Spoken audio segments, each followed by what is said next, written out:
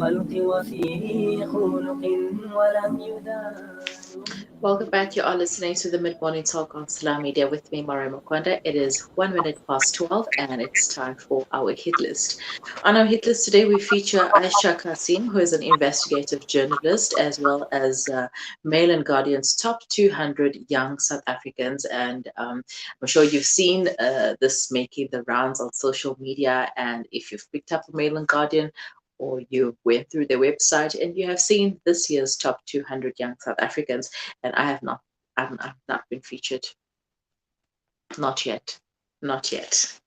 All right. So joining me on the other side of the stream is Aisha Cassiem to tell us more about her life and her journey.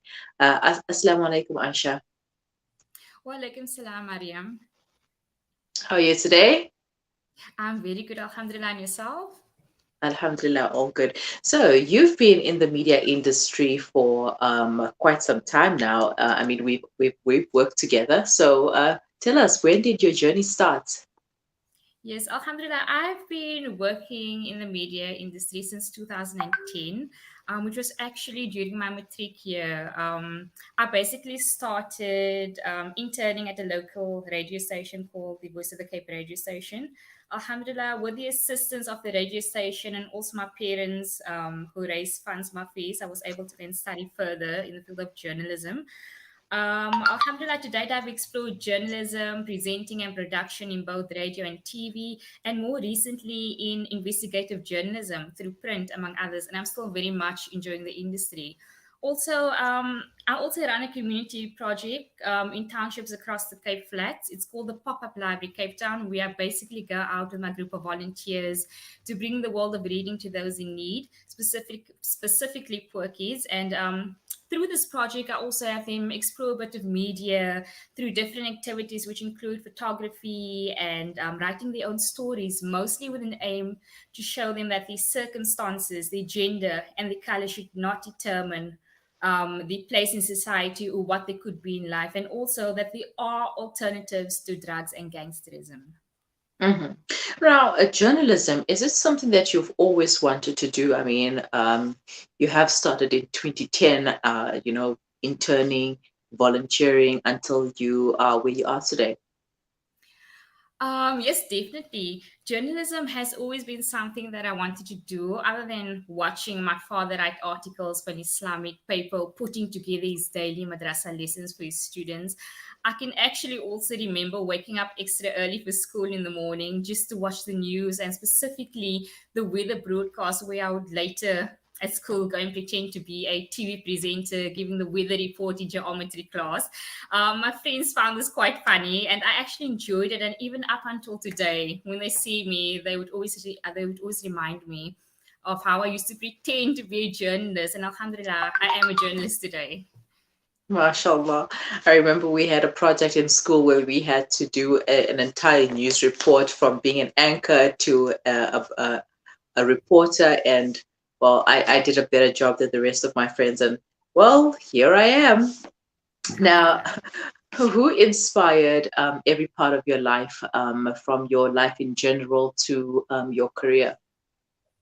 Well, I would say my parents. My parents played a very huge role in where I am today, Alhamdulillah. We might not have had the fanciest things in life, but they definitely made sure that we had a roof over our head, we had our education, and we completed our dreams. And most importantly, that we kept up to our faith and our religion through Salah and Dua. I'm also very inspired by my mom, who works as a forensic investigator. She works with rape victims, and it's a very tough job, especially when babies are involved. And also my father, who have been running a community madrasa in different communities across the Cape Flats. I'm also very inspired by him. And I think me being drawn to charity and community projects comes from my father as well, because as a pensioner and someone that is currently employed, he would basically use his last money to put a smile on the faces of poor and specifically students. Alhamdulillah, so I've been very inspired by them and I continue to be. Alhamdulillah, and they say charity begins at home. So if not home, if not your parents, then where else would you become the person that you are today? Now, let's talk politics. I mean, when I met Aishah Cassiem, you were like red, not red for danger, but red for economic freedom and etc. So, how did you get into politics, and do you still want to become the president? No, I don't think taking up such a big position is for me, and I wouldn't dare. However, I strongly do believe that women should be on the forefront of projects, organizations, companies, and even lead a country or city because as women, we do have the capacity to lead and change. Also, as a UNISA student currently studying politics and someone who have previously been involved in politics, I believe that government, we need technocrats and not politicians. We need people who have the capacity and the practical experience in delivering services to our people. Use services like water and sanitation, quality housing and health and education, among others. And we need our qualified teachers, our doctors, our engineers, in order to have a state with real capacity. And working as an investigative journalist and tackling corruption through journalism and while studying as well um, has actually helped me a lot in order to understand how government departments are actually supposed to work and how we can develop and change current circumstances. Because a big part of my studies also involves development in essay. And when I go out in poor communities, I like to share bits and pieces with the poor with an aim of educating them on the current circumstances and how it can be changed. And just lastly on this point, I also believe that education is very important and it can make a huge difference in our lives. And in my opinion, I believe that SA is still very, very far from becoming a fully developed country. And if we don't step up now, things will get worse. As we can see, we're already in a crisis when it comes to poverty and unemployment. And with the current pandemic, unemployment has increased tremendously. It's quite hectic. Hmm. Now, let's talking on that point. We still have a long way to go, indeed. Where are we making mistakes? Well, like I said, unemployment and poverty, sorry, is quite a big issue. I think that Hmm. more with the current status of our country, I think that we need more people, more organizations to come out and try and assist when need be in communities. Because if you take a walk into different informal settlements, not only in the Cape Flats but across SA, we'll see the challenges, and it's much more than what we read in the media. We Hmm. need community members to stand together and create opportunities as well, because a lot of people are dependent on the country, but we have businesses in our communities who can also assist. And I like approaching businesses in order to specifically for community projects in order to assist when need be. Hmm. All right. And you were recognized as Mail&Guardian's one of South Africa's top influencers. How did that make you feel? Alhamdulillah, I must say I'm quite honored to have been listed as part of the 2021 Top 200 Young South Africans for the Mail and Guardian. I was quite excited when I got the news, and actually, my second since 2019, where I was also recognized at the Panache Women of Wonder Awards. It's an exciting feeling, I must say, and I'm very honored, Alhamdulillah. And I just love it when women are recognized for their hard work and for these in these specific fields, and especially when it comes to community work, community projects. These awards does not only prove that our women are being acknowledged for the work they do in the communities, but it also tells us that our women are on the ground trying to uplift the lives of people in South Africa. Hmm. Who influences you, whether life or political? I mean, earlier on you mentioned your parents, but now you are an influencer, and obviously people are seeing you, people follow you, people recognize you, and you are influencing others. So who influences you? Okay, like I mentioned earlier, other than my parents who played a huge role in where I am today, and because of them, I am obviously where I am today, Alhamdulillah. There are many other people who also influence me in both media and politics. And I think I first became interested in politics when I met my daughter's father a few years ago, and he's obviously a politician. And since then, being a journalist, I like asking questions. Why is this like that? Why are we not doing it in a different way? And I think he also inspired me a lot in terms of politics. All right, and where do you see yourself in the next 5 years? Like, where does Aisha Cassiem want to be in the next 5 years?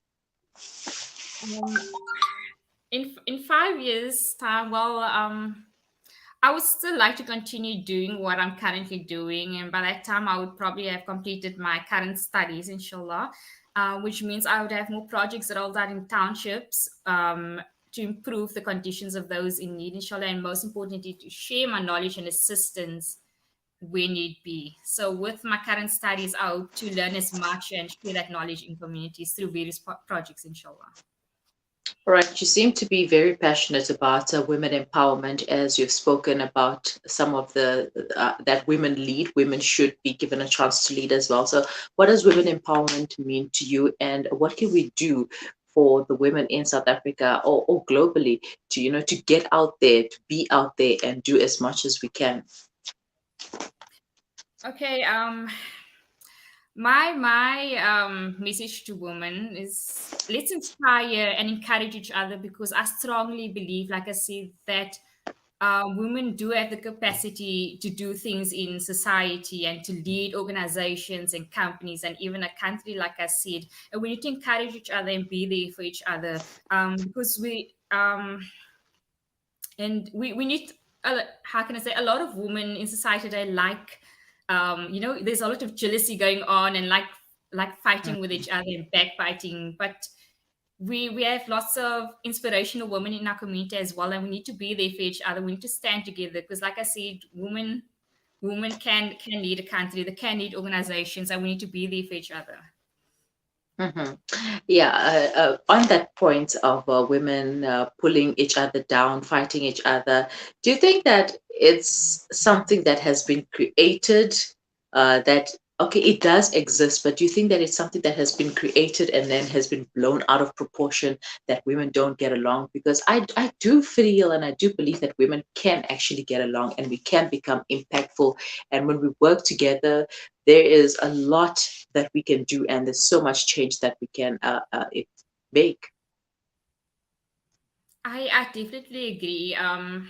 Like, even I've experienced it myself. I Every now and then I will, when I like posting my community projects to inspire other women as well. But every now and then I'll get like this little inboxes or messages, text messages to tell me, or rather to give them a view of what they think.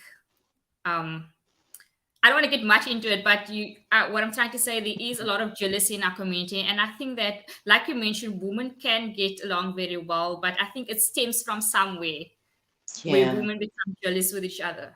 Oh, yeah.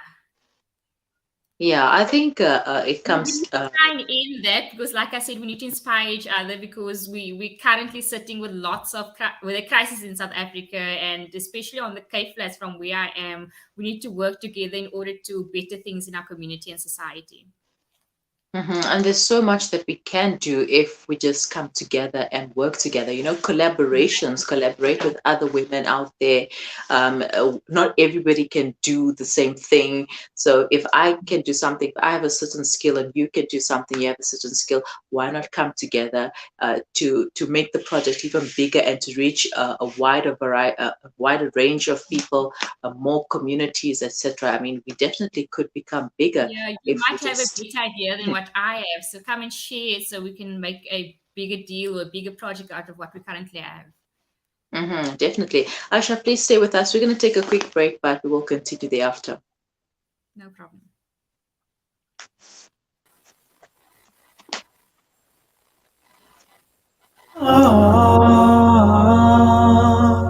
Listen to Salam Media.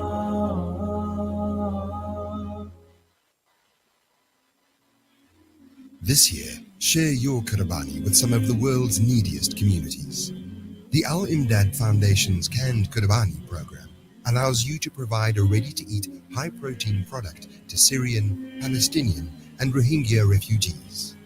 For just 2,100 Rand, the Al-Imdad Foundation will slaughter can, and distribute your Karabani to some of the world's neediest refugee communities. Share your Qurbani today.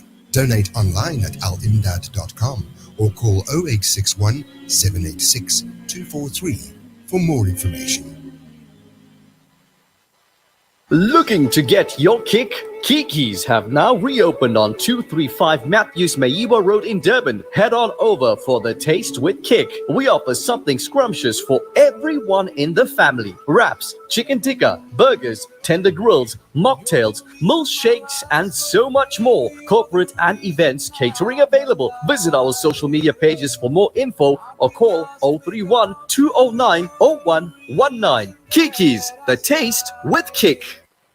The two major dams for the Eastern Cape's biggest metro, Nelson Mandela Bay, are running dry with no major rain forecast. The city of Port Elizabeth is facing an unprecedented water crisis, home to an estimated 1.3 million people. The Al-Fida Foundation needs your support to deliver water to impoverished areas. Support our water drive and help us raise monies for water delivery vehicles to ensure water distribution in areas of critical need. Donate your lilla to the Al-Fida Foundation. Visit our website at www.alfida.co.za or contact us at 041 484 1288. Discover the Africa of your dreams and surround yourself with her spectacular beauty. Relax beneath her serene sunsets and explore wildlife at its natural best. It's where the pride of Africa comes together. The Kwantu Private Game Reserve. Get to know the Big Five or cruise on an elephant safari game drive. Interact with lion and tiger cubs and enjoy world-class halal cuisine while we pamper you during your 5-star stay. Indulge in the true African experience. For reservations, call now on 042-203-1400 or visit kwantu.co.za. The Kwantu Private Game Reserve, the place of gathering. Sustain, sacrifice, share. This Eid al-Adha, donate your Qurbani through Africa Muslims Agency. We ensure that your Udhiyah Qurbani not only feeds the poor, but creates sustainable incomes for local farmers, brings the practice of sacrifice to the villages, and shares the spirit of Eid. Sponsor in South Africa for 2,400 Rand. Africa, 1,500 Rand. Palestine, 6,150 Rand. Syria, 4,000 Rand. Donate online at africamuslimsagency.co.za or call 011-834-8685. Africa Muslims Agency, inspiring the spirit of giving. Listen to something fresh. Listen to Salam Media. Welcome back. You are listening to the Mid-Morning Talk on Salam Media, and still with me is our hit list for today, Aishah Cassiem, who was named as one of South Africa's 200 young influencers by Mail&Gurdian, and she's also an investigative journalist. Aisha, shukran for staying on the line. Now, let's talk about your investigative journalism. What do you like about being an investigative journalist? What I like about being an investigative journalist, well, what I like about currently working in that department, I've previously only done like community journalism, and here, last year when I decided to start go and study at UNISA, government administration and development, which also includes politics, I actually got the opportunity to work in an investigations department. And it's quite different because it's always something that I wanted to do, tackling corruption, government departments, because it's something that it's a very serious issue in the country. Even here in the Western Cape, you'll even find like tender corruption among others. And it's really something that I always wanted to do. So I'm actually really enjoying it. But it's also quite dangerous because sometimes I have to use an email which does not expose my name, because you always hear of attorneys or lawyers or even journalists being killed because of stories that are published in the media. Especially politics as well. Oh, yes, definitely. When it comes to politics, everyone says, and everyone knows that politics is a dirty game. And, everybody wants to get to the top. And in order to get to the top, they have to eliminate any obstacles along their ways. And every time I think of investigative journalism, I always think about Deborah Patter. Deborah Patter on Third I was Degree was actually like, also very yes, inspired. I used to watch Deborah Petra all the time. So I was yeah. actually very So inspired by her as well. Third Degree was it. All right. Certainly. What challenges have you faced along your journey in the media, as well as now what you're doing now as an investigative journalist? Challenges. Like currently, my challenges as an investigative journalist, because I tackle government corruption and corrupt politicians. The fact that these are the challenges, like I explained, the fact that people know who I'm associated to, and my daughter's father, they always think that it comes from that background as to why I'm questioning them. But this is actually my job, and unfortunately, being placed in an investigation department where I have to tackle corruption and corrupt politicians. Like I said, there's a lot of challenges, and sometimes I also get like threats where my editor have to place me on another story because of certain stories. Mm-hmm. Yeah. So like I said, All it's right. quite dangerous. That is the only challenge that I currently have. All right. And are there opportunities for women in this field? Are they, if not, what can be done for women to get these opportunities? There's a lot of opportunities for women in this field, and like I said, anyone who's interested in trying to or want to know a bit more about journalism, or even like the community work that I do, I would call anyone to make contact with me, and I would also put them in the right direction, because like I said, there's lots of opportunities in this field, especially journalism, where lots of female journalists as well. Mm-hmm. Okay, Aisha, we're going to play a quick game. It's called Quick Fire. I'm going to ask you 5 questions, and you need to answer them as quickly as possible. No problem. Are you ready? Yes, I am. Okay, if you were the president, who would be your deputy? Who would be my deputy? I can choose. Can I choose anyone? Anyone. I would choose Julius Malema. It's not a good answer for everyone who doesn't like him, but I would choose him because I All right. love the way he thinks. What would your top priority be as the president? My top priority, I would ensure that we have proper housing, health, education, water and sanitation, everything that we are currently in a crisis with. Those would be and free housing is all, because we currently have an issue, especially on the Cape Flats, where people are struggling to get a house. They've been on a housing waiting list for over 20 years. Wow. And what's your favorite book? I love reading revolutionary books. Other than romantic books, I love revolutionary books, like your Shays and your, those type of books. And your favorite quote? I don't actually have a favorite quote, but I have a strong belief, and I always tell people that you can be whatever you want to be. Don't let your circumstances determine where you should be in society. And lastly, if you could choose a superpower, what would you choose? A superpower. I don't actually know. A superpower. If I could choose a superpower, I would choose, I don't know, just a superpower to end all crisis and to make things better in this country. Yeah, all right. So you answered all 5 questions. I like putting people on the spot like that, because it's fun, like if you could choose a superpower, what would you choose? All right, Aisha, lastly, what advice can you give to our viewers and our listeners?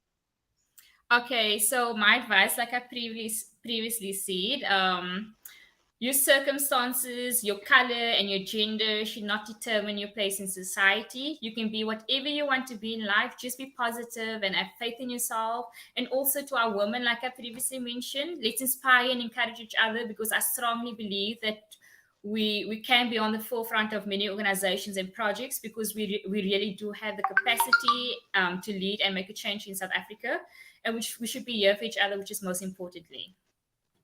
Right, Aisha, shukran so much for your time and for the lovely chats, and I wish you well in your future endeavors. Shukran so much for the opportunity. Have a wonderful day. Assalamu alaikum. Alaikum salam. Aishah Cassiem, one of Mail&Gurdian's top 200 young South Africans and an investigative journalist, taking us through her journey and what it's like to be an investigative journalist in South Africa. Scary stuff there, you know, having to use a different name, having to be put under a different task, living a life of fear. But it all comes down with the job that you choose to do, like being an investigative journalist. It is fun though, if you get to, you know, like once you put it out there, you know, you were the one who exposed the corruption. Yeah, you know, it feels like you've done something that will eventually effect change, hopefully. And if you have any comments or questions, please leave them in the comments section or send them to us on WhatsApp. The number is 061 766 0355. And if you feel like you could be a feature on the hit list, we want to chat to you. So send us your details as well. But for now, stay with us. We will be right back.